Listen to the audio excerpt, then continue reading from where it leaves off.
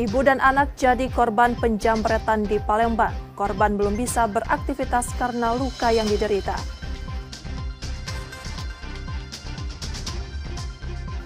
Diduga melawan arus lalu lintas, satu keluarga pengendara motor tertabrak kendaraan lain mengakibatkan luka serius di kepala dan kaki.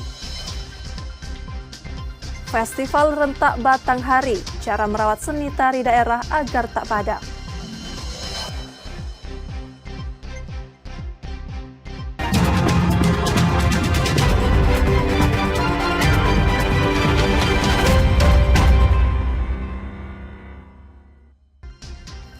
Selamat pagi saudara, apa kabar Anda hari ini? Seperti biasa kami akan membuka hari Anda dengan sejumlah laporan menarik dari Sumatera Selatan dan daerah lain di Sumatera bagian selatan. Selain berita utama tadi masih ada informasi-informasi menarik lainnya yang akan kami sampaikan. Bersama saya Rizka Silviana, inilah Kompas Sumbaksel. Selengkapnya di Kompas TV Independen Terpercaya.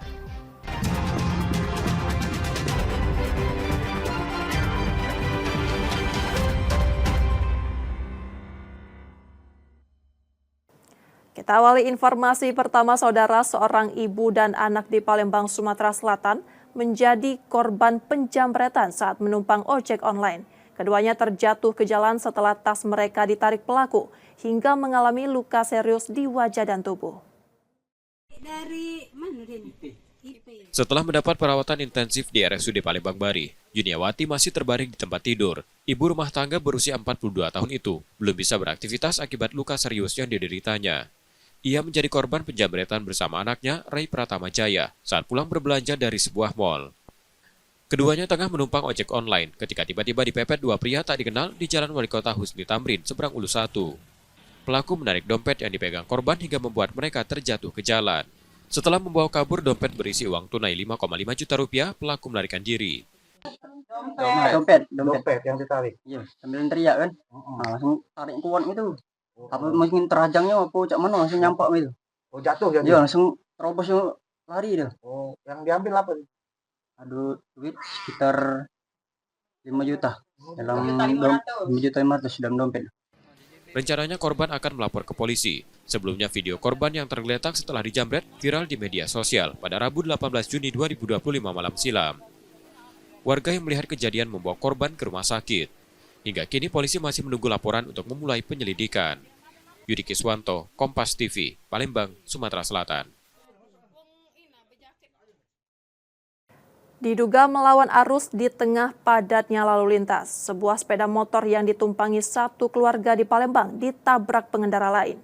Kecelakaan ini menyebabkan salah satu korban pingsan dan cedera serius di kaki.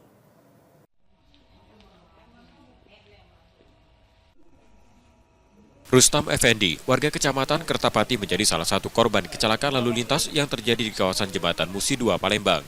Ia dilarikan ke IGD RSUD Palembang Bari dalam kondisi pingsan. Korban mengalami luka serius akibat benturan keras di kepala dan cedera di kaki. Insiden bermula saat Rustam yang berboncengan dengan istri dan anaknya keluar dari gang dan mencoba mengambil jalur putar balik menuju Jembatan Musi 2 dengan melawan arus. Saat hendak menyeberang datang sepeda motor lain dari arah berlawanan dengan kecepatan tinggi hingga tabrakan tak terhindarkan. Kedua kendaraan mengalami kerusakan parah, sementara pengendara menderita luka ringan hingga berat. Aku ini dari arah Poligon mau ke flyover Keramasan gitu lah. Oh ya. Beliau ini maling jalur mau ke arah Poligon dari lorong kecil itu keluar. Aku ini ke sebelah kanan sudah, sebelah kiri kayaknya ada mobil. Aku tuh udah jiwan dia mendadak keluar, aduh dia langsung di depan. Jadi tidak terrespon lagi. Kuat tabrakannya. Kecepatan kurang lebih 60-70. Kakak, kecepatannya berapa? Hah? Enggak, beliau ini maling jalur, dia pelan. Dia maling jalur naik bocor. Ngelawan arah. Ini siap. Aku udah siap. Tahu kan? Ya, udah terrespon lagi. Aku tidak tahu-taunya sudah terkapar. Nah, ngapa mak ini aku mak itu? Tidak tahu nih anakku. Tidak sadar, tahu-taunya aku tergeletak. Aku cak ini, cak melayang itu nah. Suami luka apa? Itu banyak tuh. Itu kakinya patah. Kakinya patah kayaknya. Lehernya enggak ininya apa? Ininya tokak, kepalanya tokak. Polisi telah mengamankan kendaraan yang terlibat dan menangani kasus ini dari unit Gakum Satlantas Polrestabes Palembang. Yudi Kiswanto, Kompas TV, Palembang, Sumatera Selatan.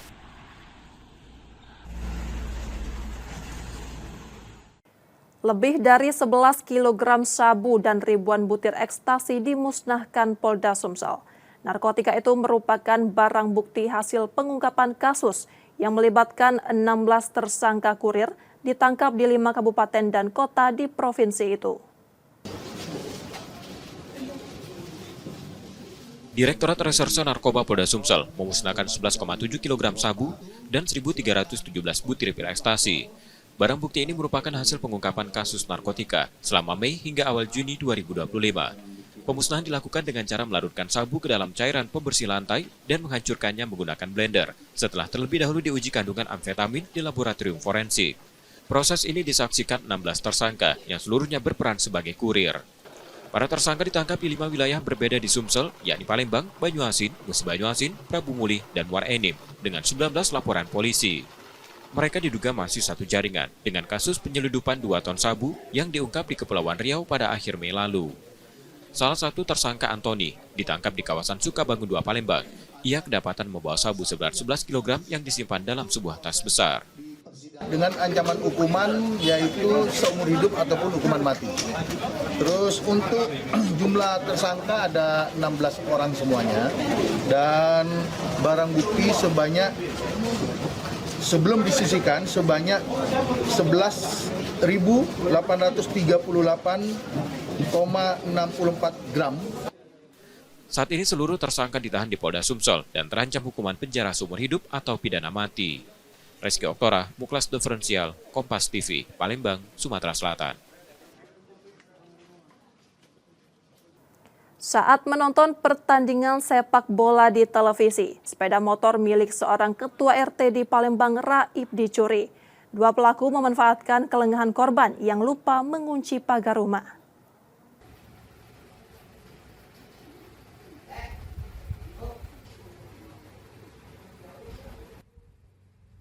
Rekaman kamera pengawas merekam aksi pencurian sepeda motor di rumah seorang ketua RT di Jalan Sukabangun 1, Kecamatan Sukarami, Palembang, Senin 10 Juni 2025. 2 pelaku memanfaatkan kelengahan pemilik rumah yang tengah menonton pertandingan sepak bola di televisi.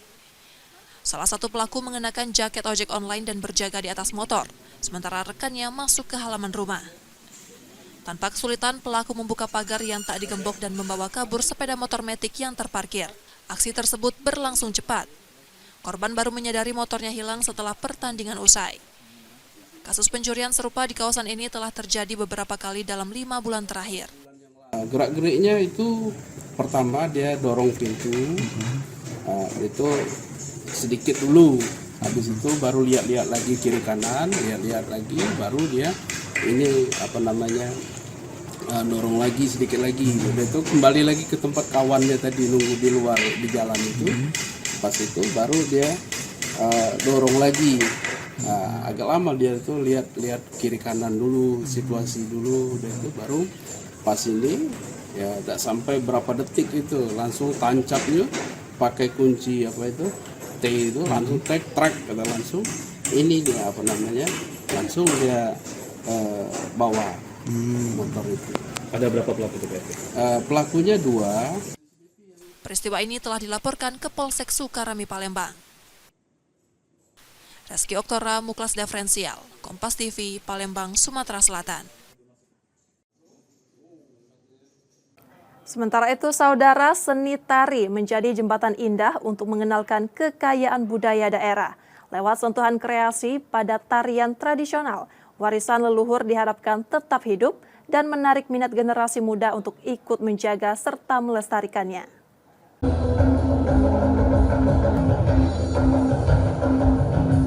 Sumatera Selatan dengan 17 kabupaten dan kota menyimpan kekayaan budaya yang beragam. Setiap daerah memiliki cerita, adat, dan seni yang menjadi ciri khas. Keunikan itu dirangkai dalam pertunjukan, salah satunya Festival Rentak Batanghari. Dalam festival tersebut, perwakilan sanggar tari dari seluruh kabupaten dan kota tampil membawakan tarian tradisional penuh makna.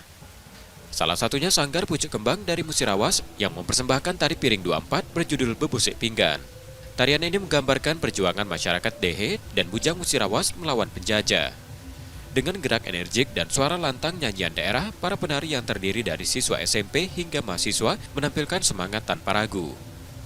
Hanya dalam waktu 1 minggu, mereka mempersiapkan penampilan ini setelah ditunjuk mewakili daerahnya. Dengan bangga, mereka mengajak generasi muda lainnya untuk tidak malu menjaga dan melestarikan budaya sendiri. Dengan cara kami menampilkan seperti ini, Pak, jadi kalau misalnya seperti ini kan mereka masyarakat orang lain nggak tahu tari piring 24, jadi tahu kayak gimana. Jadi kami menggunakan gerakan yang kreatif biar gerakannya tidak monoton. Jangan malu, kan itu kan tradisi kita sendiri ya Pak ya. Harusnya kita harus mengembangkan, memotivasi teman-teman generasi Z ya, milenial dan segala macam, biar mereka mencintai tradisinya. Walaupun tradisi terkesan monoton, tapi kan bisa kita kreasikan menjadi gerakan yang kreatif dan inovatif gitu. Jadi mereka tidak bosan dan tidak malu membawakan tari tradisi tersebut. Festival yang digelar untuk kelima kalinya oleh Dinas Kebudayaan dan Pariwisata Sumatera Selatan ini menjadi ajang merawat kearifan lokal dan mengangkat identitas daerah.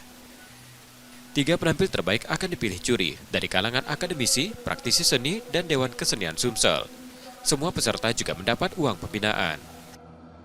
Sumatera Selatan ini kan kaya sekali dengan warisan budaya, baik benda maupun tak benda, dan yang kita munculkan kali ini di Festival Rentak Batanghari adalah kearifan lokal yang ada di setiap kabupaten kota. Jadi ada dari salah satu turnya, seni musiknya, tarinya maupun teaternya. Jadi dalam bentuk garapan seni, tari, drama, dan musik. Ya, yang jelas mesti garapannya, terus cerita, koreo, busana, itu musik itu termasuk di dalam kriterianya. Semangat yang dibawa anak-anak muda diharapkan warisan budaya daerah tak hanya menjadi cerita lama, tetapi terus hidup dan lestari di tengah arus zaman yang terus berubah. Muhammad Reza Palevi, Kompas TV, Palembang, Sumatera Selatan.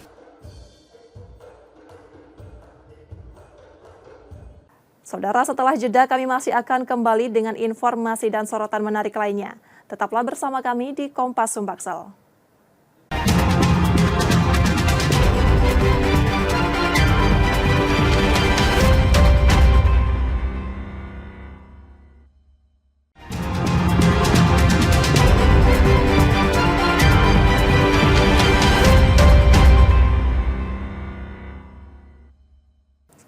Saatnya kita akan melihat sorotan dari daerah di Sumatera bagian selatan. Berikut laporan dari Bengkulu, Jambi, dan Lampung.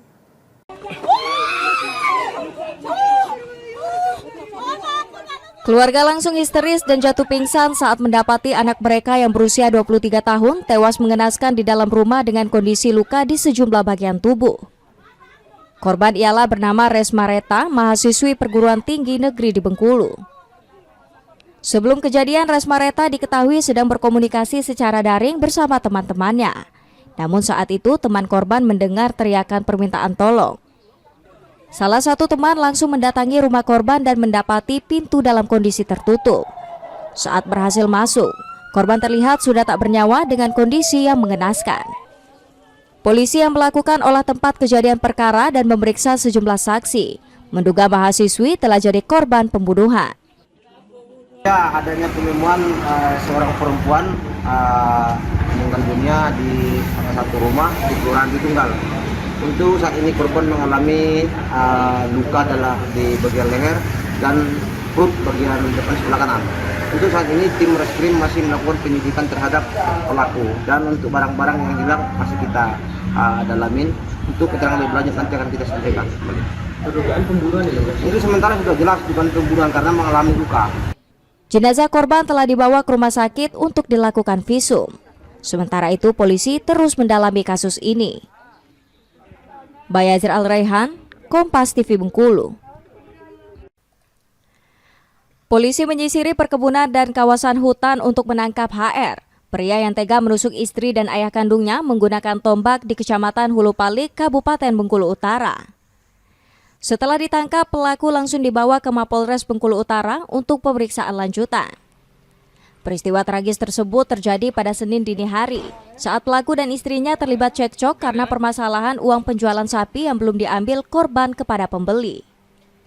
Setelah peristiwa berdarah itu, pelaku langsung kabur dan bersembunyi di tengah hutan menghindari kejaran polisi. Tadi sudah berhasil diamankan oleh rekan-rekan dari tim Osnang, PPA, dan kerjasama oleh Polsek Kerkap, akhirnya mendapatkan pelaku di kawasan wisata Lembangakai, Desa Batuloto, Kecamatan Gunung Pali. Untuk pelaku sendiri ini, apakah ada indikasi bahwasannya ini 4-4? Untuk sampai sekarang belum ada keterangan pastinya. Keterangan jelas yang kami terima dari pihak keluarga bahwa pelaku pernah meninggal. Saat ini kondisi kedua korban yang dirawat di RSUD Arga Makmur kini berangsur membaik. Bayazir Al-Rehan, Kompas TV Bengkulu. ZP, MR, dan ME ditetapkan sebagai tersangka usai diduga menjadi pelaku utama tindak asusila terhadap 2 orang pelajar yang masih di bawah umur. Mirisnya, para pelaku juga merupakan anak di bawah umur yang masih berstatus sebagai pelajar. Sebelumnya, polisi mengamankan 5 pelaku usai keluarga korban melaporkan anaknya menjadi korban asusila. Dari pemeriksaan, polisi akhirnya menetapkan 3 orang pelaku sebagai tersangka. Kejadian berawal saat kedua korban bertemu dan dibawa ke rumah salah satu tersangka. Saat itulah terjadi tindak asusila.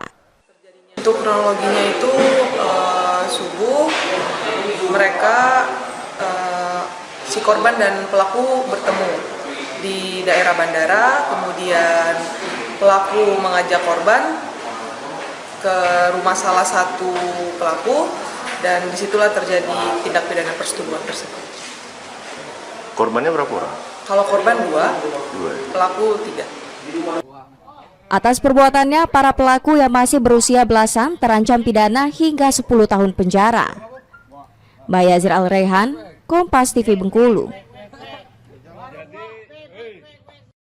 Inilah video amatir saat tim gabungan Polsek Muara Tembesi dan rekan lainnya berhasil mengevakuasi beruang madu.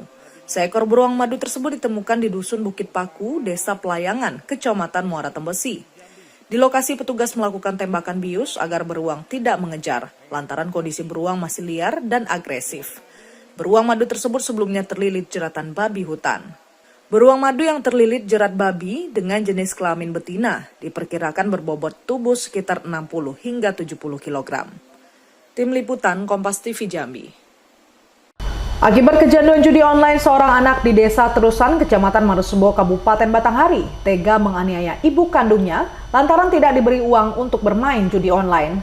Warga langsung mengamankan pelaku saat melakukan penganiayaan terhadap ibu kandungnya, mengakibatkan ibunya mengalami luka di bagian lengan kiri. Penganiayaan ini dilakukan karena pelaku kesal dan marah kepada ibunya yang tidak mau memberikan uang kepada dirinya. Uang yang diminta pelaku diduga untuk digunakan bermain judi online dan membeli narkotika. Warga sekitar melihat pelaku aniaya ibu, warga sekitar langsung mengamankan pelaku. Namun saat diamankan, pelaku memberontak hingga pisau di tangannya mengenai sang ibu. Pelaku sudah kita amankan dan dibawa ke Polsek Marosebo Ilir. Kalau informasi pasti ini pengaruh dari apa ini pemacokan ini, Pak Kades? Sebenarnya ini yang pertama ini akibat dari narkoba dan judi online. Sehingga anak ini sudah parah. Setiap hari dia minta ke orang tuanya dan mohon maaf mungkin kehilapan orang tuanya selalu diikuti, selalu dituruti. Jadi satu hari 200, 300 ribu, 100 ribu. Nah inilah akibatnya. Dan mudah-mudahan dengan kejadian ini bisa paling tidak menjadi perhatian orang tua khususnya yang ada di Terusan untuk menjaga anak-anaknya. Kepala Desa Terusan menyebutkan pelaku sering meminta uang kepada ibunya. Pelaku diduga telah tercandu narkotika dan judi online hingga kehilangan kesadaran dan tega menganiaya ibu kandungnya. Ada laporan dari warga yang bahwasanya ada kejadian di Desa Terusan untuk anaknya itu berupaya melakukan penganiayaan terhadap ibunya. Dan kemudian masyarakat mengamankan anak tersebut dan menyerahkan kepada pihak kepolisian Polsek Marosebo Ilir dalam hal ini. Setelah kita periksa saksi, ternyata ceritanya si anak ini meminta uang kepada ibunya dengan tujuan ingin dipergunakan untuk slot. namun tidak diberikan ibunya kepada anak itu, sehingga anak itu mengambil pisau. Dan pisau tersebut diamankan oleh warga. Terjadilah perebutan sajam dan melukai tangan ibunya tanpa disengaja. Namun kita tetap akan berkoordinasi dengan pihak bapak dari Mas bagaimana nanti proses penanganannya, karena ini anak di bawah umur. Gitu. Akibat perbuatannya, pelaku diamankan di Polsek Marosebo Ilir untuk kepentingan penyidikan lebih lanjut. Tim Liputan Kompas TV Jambi. Kuasa hukum terdakwa Yuyun Sanjaya dalam kasus meninggal tahanan Polsek Kumpe Ilir pada September 2024 lalu mendesak Jaksa Penuntut Umum Kejaksaan Negeri Muaro Jambi untuk menghadirkan saksi fakta. Jaksa Penuntut Umum telah menghadirkan 14 orang saksi. Joy Pinem, kuasa hukum terdakwa Yuyun Sanjaya, oknum anggota Polsek Kumpe Ilir menjadi tersangka pembunuhan tahanan dalam sel Polsek. Proses sidang di Pengadilan Negeri Sengeti yang telah berjalan sampai saat ini. Setidaknya sudah 14 orang saksi dihadirkan oleh Jaksa Penuntut Umum Kejari Muaro Jambi. Jaksa Penuntut Umum kembali menghadirkan seorang saksi, yakni mantan Kanit Reskrim Polsek Kumpe Ilir Ibtu Alex Sitohang. Namun tim penasihat hukum terdakwa Yuyun Sanjaya mengatakan bahwa keterangan yang disampaikan oleh saksi tersebut masih gamang, sehingga sulit untuk menemukan benang merah dalam kasus ini. Tim penasihat hukum terdakwa menegaskan dan meminta kepada Jaksa Penuntut Umum Kejari Muaro Jambi agar secepatnya menghadirkan saksi fakta. Joy Pinem mendesak agar Jaksa Penuntut Umum dapat menjelaskan secara real terkait kondisi CCTV di Mapolsek Kumpe Ilir yang disebut berjumlah 7 CCTV, namun hanya 2 CCTV yang berfungsi. Bahkan Joy mengatakan saksi yakni mantan Kanit Reskrim Polsek Kumpe Ilir Ibtu Alex Sitohang mengatakan dalam kesaksiannya bahwa tidak mengetahui CCTV dalam kondisi rusak ataupun berfungsi dengan baik. Kami menegaskan agar dapat dihadirkan saksi fakta oleh Jaksa Penuntut Umum agar kedepannya di agenda sidang selanjutnya kita bisa mendapatkan kebenaran material terhadap fakta yang memang terjadi di lapangan. Siapakah pelakunya? Siapakah yang memang berbuat, dia yang harus bertanggung jawab. Atau berdasarkan KUHP pasal 1 angka 27 yang dimana dikatakan bahwasanya saksi itu saksi yang mendengar, saksi yang melihat, saksi yang merasakan. Sampai saat ini jaksa belum menghadirkan terkait masalah saksi fakta yang memang benar mendengar dan melihat secara langsung. Sidang lanjutan kasus ini dugaan pembunuhan dengan terdakwa Yuyun Sanjaya, anggota Polsek Kumpe Ilir ini akan kembali digelar pada Kamis mendatang dengan agenda kesaksian terdakwa dan ahli forensik. Kasus dugaan pembunuhan terhadap tahanan Polsek Kumpe Ilir bernama Ragil Alfarisi 22 tahun ini menyeret 2 orang ex-anggota Polsek Kumpe Ilir menjadi terdakwa. Kedua terdakwa Yuyun Sanjaya dan Faskal Wildanu. Sidang kedua terdakwa yang digelar di Pengadilan Negeri Sengeti Muaro Jambi ini dilakukan secara terpisah. Tim Liputan Kompas TV Jambi.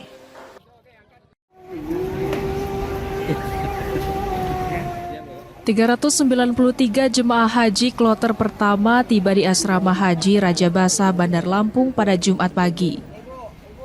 Kedatangan jemaah haji ini disambut oleh jajaran dari kantor wilayah Kementerian Agama Provinsi Lampung. Salah satu yang tercatat sebagai jemaah haji termuda asal Lampung berusia 18 tahun mengungkap rasa syukur setelah ia bersama sang ibu tiba kembali di tanah air dalam kondisi sehat usai menjalani serangkaian ibadah di Tanah Suci. Bapak almarhum ya, sebelum berangkat. Sama siapa berangkat ini? Sama ibu ya? Senang banget sih bisa tidur segini bisa udah berangkat. Tapi ya ada sedihnya juga karena ya harus gantiin bapak yang udah nggak ada. PLT Kanwil Kemenak Lampung yang juga turut menyambut kedatangan jemaah mengatakan total ada 7.050 peserta haji di tahun 2025. 393 peserta sudah tiba di tanah air dengan selamat dan terdapat 1 jemaah yang harus dirujuk ke Rumah Sakit Abdul Muluk karena alami penurunan kesehatan. Ia juga menyebut ada 10 jemaah haji asal Lampung yang wafat di Tanah Suci saat menjalani serangkaian ibadah. Selamat datang jamaah haji. Alhamdulillah jamaah kita ini seluruhnya berjumlah 393 dan semuanya dalam keadaan sehat kembali ke tanah air, berjumlah sama seperti mereka berangkat 39. Rata-rata yang meninggal ini kan dengan kondisi yang sudah tidur dan memang sudah secara kesehatan sudah kurang sehat, tetapi masih masuk di sekolahnya sehingga mereka dapat berangkat. Selanjutnya, kepulangan kloter-kloter berikutnya dijadwalkan berlangsung dalam beberapa hari ke depan. PPIH Debarkasi Antara Lampung memastikan kesiapan sarana dan prasarana untuk menjamin kelancaran proses kepulangan jemaah haji asal Lampung. Roma Afria Idam, Kompas TV, Lampung. Demikian tadi saudara sorotan dari Bengkulu, Jambi, dan Lampung. Setelah jeda kami masih akan kembali dengan informasi menarik lainnya. Tetaplah di Kompas Sumbaksel.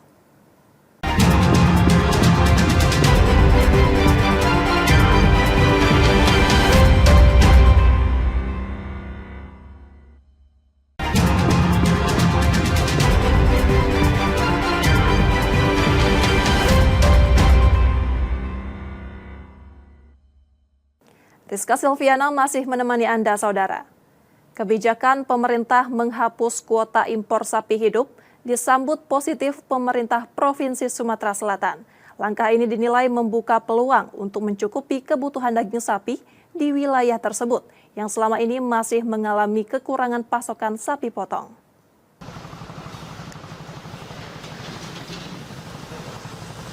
Pemerintah resmi menghapus kuota impor sapi hidup sesuai perintah Presiden Prabowo.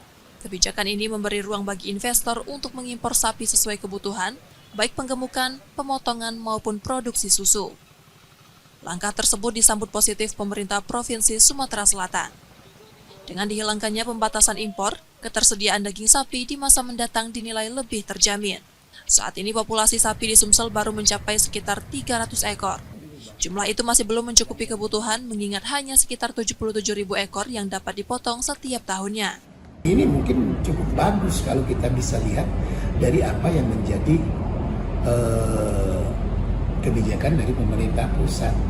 Berharap itu memenuhi daging kita, tapi itu tadi catatan yang saya sampaikan, jangan semuanya impor bakalan. Jadi ada impor sapi yang untuk breedingnya. Pada suatu saat nanti jangka panjang kita tidak akan lagi impor bakalan, tapi bakalan itu dihasilkan dari sapi-sapi yang breeding tadi. Untuk memastikan keamanan dan kesehatan hewan ternak, pemerintah daerah akan terus memantau lalu lintas sapi yang masuk ke wilayah Sumatera Selatan. Meski impor dibuka tanpa kuota, prioritas tetap diberikan pada penguatan produksi sapi dalam negeri. Muhammad Reza Pahlevi, Kompas TV, Palembang, Sumatera Selatan. Festival Pesona UMKM dan Kuliner Halal Nusantara 2025 hadir di Palembang. Festival sebagai etalase kekayaan ekonomi kreatif dan ragam cita rasa kuliner halal dari seluruh penjuru negeri.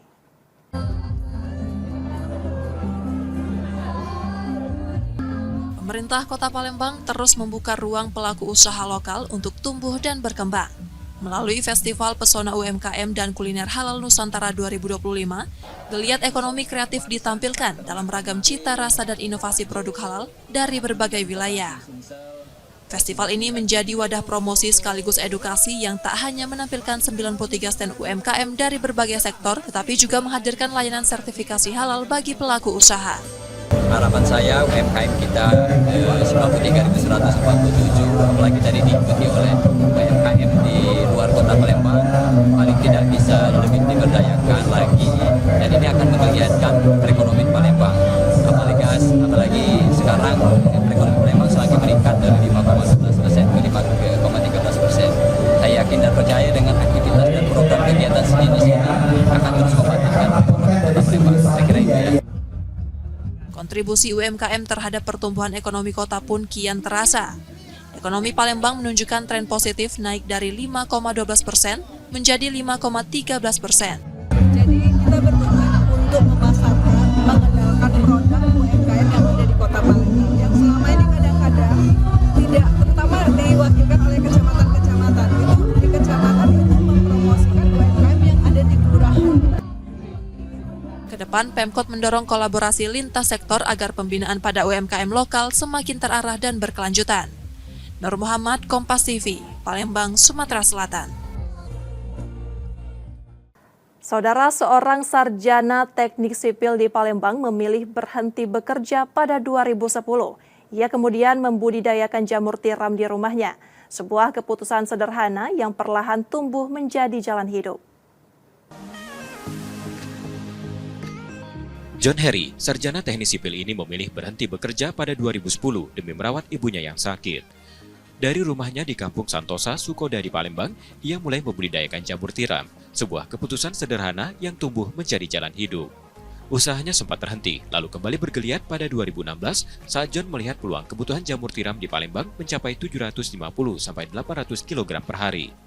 Sayangnya, petani lokal hanya mampu memenuhi sekitar 400-500 kg, sisanya masih didatangkan dari Lampung. Dari kebunnya di Jalan Letjen Harun Sohar, satu kumbung jamur milik John mampu menghasilkan 15 kg per hari, dengan omset bulanan sekitar 10 juta rupiah. Namun prosesnya panjang. Serbuk kayu sengon, dedak, dan kapur dolomit dicampur dan dikomposkan semalam. Campuran ini kemudian dikemas, disterilkan, dan dibibitkan selama 30 hari di ruang inkubasi. Setelah itu, media tanam dipindah ke kumbung dan menunggu hingga 2 bulan untuk panen. Satu backlog bisa menghasilkan jamur hingga 5 kali panen. Ya awalnya gini, 2010 itu ibu saya kan sakit stroke.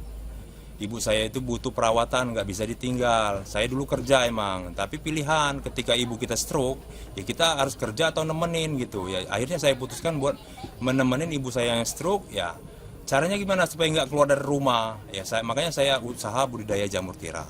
Kedepannya saya juga berharap dari koperasi Kelurahan Sukodardi ini saya menghasilkan plasma gitu, plasma buat memenuhi kebutuhan jamur tiram yang menurut saya masih kurang di Palembang ini gitu. Karena kalau mengadakan saya sendiri ya mungkin agak lama, tapi dengan adanya plasma-plasma nanti saya berharap ya jamur lebih banyak lagi gitu. Kini, John bergabung dengan Koperasi Kelurahan Merah Putih. Ia berharap bisa mengembangkan sistem plasma agar produksi meningkat dan mampu mencukupi kebutuhan lokal. Ia juga bersiap merambah ke sektor hilir, menciptakan olahan jamur tiram sekaligus memberdayakan warga sekitar. Jamur segar dijual Rp25.000 per kilogram. Untuk pedagang sayur, harga berkisar Rp18.000 hingga Rp20.000. Produk dikirim ke pasar kilometer 12, pasar kilometer 5, dan juga dipasarkan secara online. Dari serbuk kayu dan ketekunan, John menumbuhkan tak hanya jamur, tapi juga harapan. Muhammad Reza Palevi, Kompas TV, Palembang, Sumatera Selatan.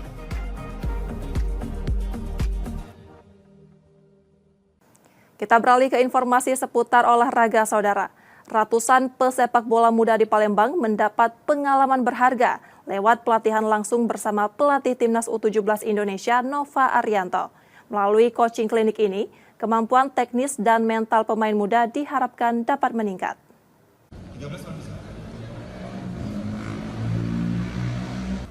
Sekolah sepak bola KMP Bumara FC menggelar coaching klinik untuk 130 pemain binaannya yang berusia antara 6 hingga 15 tahun.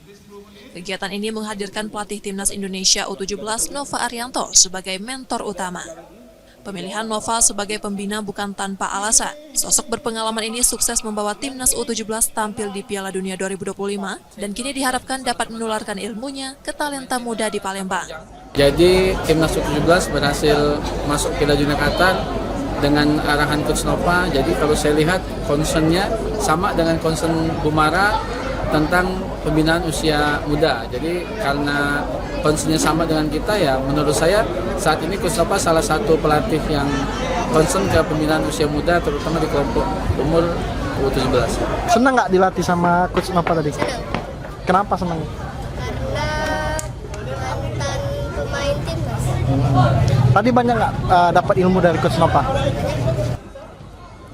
Para peserta antusias mengikuti setiap sesi pelatihan. Fokus utama coaching klinik ini mencakup penguatan dasar teknik seperti passing dan dribbling yang menjadi fondasi penting dalam pembinaan usia dini.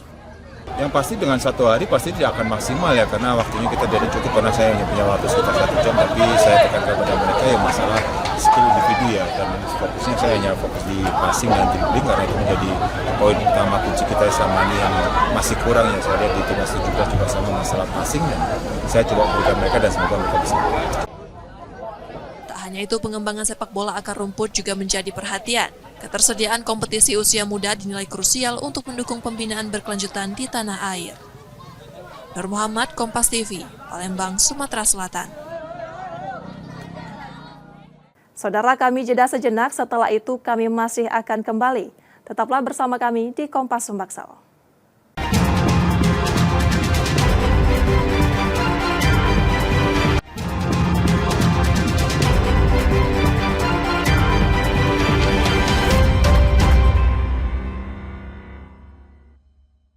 Anda masih bersama kami di Kompas Sumbaksel. Jika Anda tidak sempat menyaksikan sorotan utama kami, berikut laporan utama Kompas Sumbaksel hari ini. Setelah mendapat perawatan intensif di RSUD Palembang Bari, Yuniawati masih terbaring di tempat tidur. Ibu rumah tangga berusia 42 tahun itu belum bisa beraktivitas akibat luka serius yang dideritanya. Ia menjadi korban penjamretan bersama anaknya, Ray Pratama Jaya, saat pulang berbelanja dari sebuah mal. Keduanya tengah menumpang ojek online ketika tiba-tiba dipepet dua pria tak dikenal di Jalan Wali Kota Husni Tamrin, seberang Ulu 1. Pelaku menarik dompet yang dipegang korban hingga membuat mereka terjatuh ke jalan. Setelah membawa kabur dompet berisi uang tunai 5,5 juta rupiah, pelaku melarikan diri. Dompet yang ditarik. Iya, sambil teriak kan. Langsung tarik kuat gitu. Apa mungkin terajangnya apa cak mana langsung nyampak gitu. Oh, jatuh ya? Iya, langsung terobos lari dia. Oh, yang diambil apa? Aduh, duit sekitar 5 juta. Dalam 5 juta 500 dalam dompet. Rencananya korban akan melapor ke polisi. Sebelumnya video korban yang tergeletak setelah dijamret viral di media sosial pada Rabu 18 Juni 2025 malam silam. Warga yang melihat kejadian membawa korban ke rumah sakit. Hingga kini polisi masih menunggu laporan untuk memulai penyelidikan. Yudi Kiswanto, Kompas TV, Palembang, Sumatera Selatan.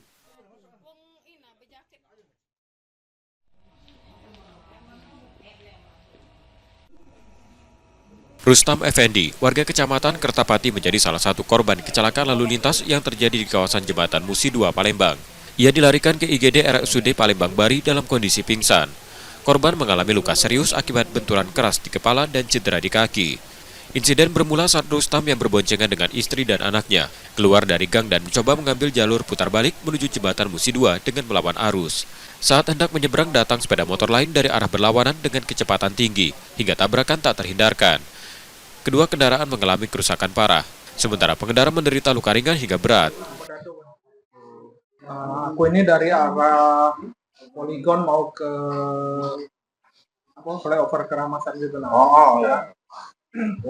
Beliau ini maling jalur mau ke arah Poligon, dari lorong kecil itu keluar. Aku ini ke sebelah kanan sudah, sebelah kiri kayaknya ada mobil. Aku tuh udah jimat dia mendadak keluar, aduh dia langsung di depan.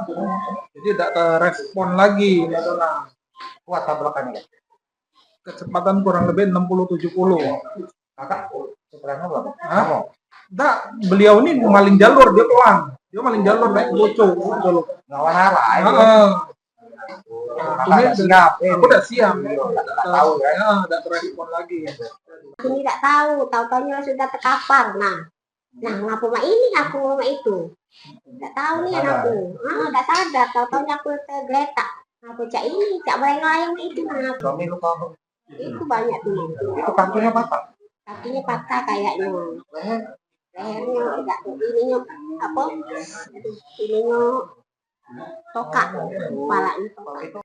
Polisi telah mengamankan kendaraan yang terlibat dan menangani kasus ini dari unit Gakum Satlantas Polrestabes Palembang. Yudi Kiswanto, Kompas TV, Palembang, Sumatera Selatan.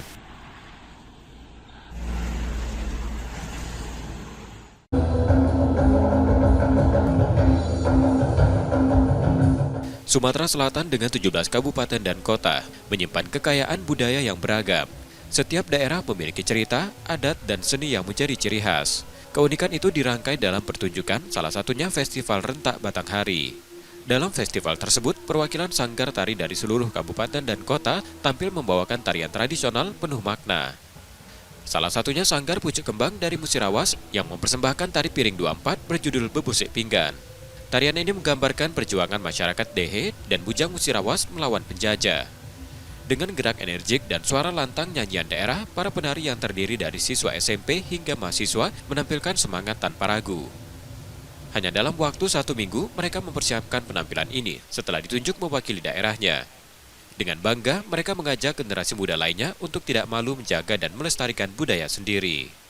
Dengan cara kami menampilkan seperti ini, Pak, jadi kalau misalnya seperti ini kan mereka masyarakat orang lain nggak tahu tari piring 24, jadi tahu kayak gitu. Nah, jadi kami menggunakan gerakan yang kreatif biar gerakannya tidak monoton. Jangan malu, kan itu kan tradisi kita sendiri ya Pak ya. Harusnya kita harus mengembangkan, memotivasi teman-teman generasi Z ya, milenial dan segala macam, biar mereka mencintai tradisinya. Walaupun tradisi terkesan monoton, tapi kan bisa kita kreasikan menjadi gerakan yang kreatif dan inovatif gitu. Jadi mereka tidak bosan dan tidak malu membawakan tari tradisi tersebut.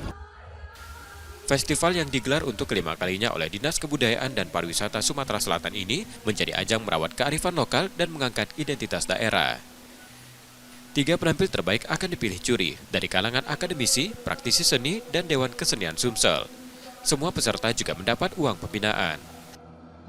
Sumatera Selatan ini kan kaya sekali dengan warisan budaya, baik benda maupun tak benda, dan yang kita munculkan kali ini di Festival Rentak Batanghari adalah kearifan lokal yang ada di setiap kabupaten kota. Jadi ada dari salah satu turnya, seni musiknya, tarinya maupun teaternya. Jadi dalam bentuk garapan seni, tari, drama, dan musik. Ya, yang jelas mesti garapannya, terus cerita, koreo, busana, itu musik itu termasuk di dalam kriterianya. Semangat yang dibawa anak-anak muda diharapkan warisan budaya daerah tak hanya menjadi cerita lama, tetapi terus hidup dan lestari di tengah arus zaman yang terus berubah. Muhammad Reza Palevi, Kompas TV, Palembang, Sumatera Selatan. Informasi tadi saudara menjadi akhir dari Kompas Sumbaksel hari ini. Tetap saksikan konten lokal di Kompas TV setiap hari, mulai pukul 4.30 hingga 7 pagi. Saudara, media adalah pilar yang menjaga keseimbangan informasi. Dengan menonton Kompas TV Palembang, Anda membantu memastikan media terus ada, menjanjikan berita yang dapat dipercaya. Kembali kami mengingatkan bagi Anda yang ingin berbagi informasi atau kritik dan saran, dapat mengakses media sosial kami di @KompasTV Palembang. Akhirnya, saya Rizka Selviana pamit. Tetaplah menyaksikan Kompas TV, independen terpercaya. Terima kasih sudah menonton, selamat berakhir pekan, dan sampai jumpa.